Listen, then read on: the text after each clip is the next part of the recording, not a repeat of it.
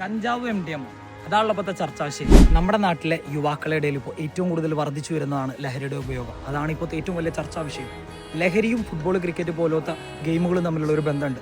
എന്താണെന്ന് വെച്ചാൽ ഈ ഫുട്ബോൾ, ക്രിക്കറ്റ് പോലത്തെ ഗെയിമുകൾ കളിക്കുന്ന 90% ആളുകളും ലഹരി പദാർത്ഥങ്ങൾ ഉപയോഗിക്കുന്നില്ല. എല്ലാവരും എന്ന് പറയുന്നില്ല, ഒരു 90% എന്ന് എടുത്തു പറയാൻ കാരണം ഒരു 10% യൂസ് ചെയ്യുന്നവരുണ്ട്. പക്ഷേ ആ യൂസ് ചെയ്തിട്ട് നന്നായിട്ട് കളിച്ചിരുന്ന ഒരുപാട് പ്ലേയേഴ്സ് യൂസ് ചെയ്തിട്ട് അവരുടെ ഭാവി നഷ്ടപ്പെട്ടവരുണ്ട്.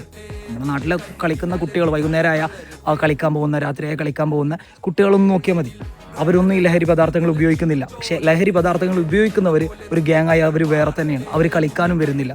നമ്മളെ മക്കളെ കളിക്കാൻ പോകുമ്പോൾ അവരെ ഫുട്ബോൾ കളിക്കാൻ പോകല്ലേ, വൈകുന്നേരം ഫുള്ള് കളിക്കാൻ പോകുന്നു, പഠിക്കുന്ന പറഞ്ഞിട്ട് അവർ ആ നമ്മുടെ അധികം ഫോണും ഇരുന്ന് അവർ ഇതിനൊക്കെ അവരുടെ ഒരു അഡിക്ഷൻ ലഹരിയിലേക്ക് മാറിപ്പോവാണ്.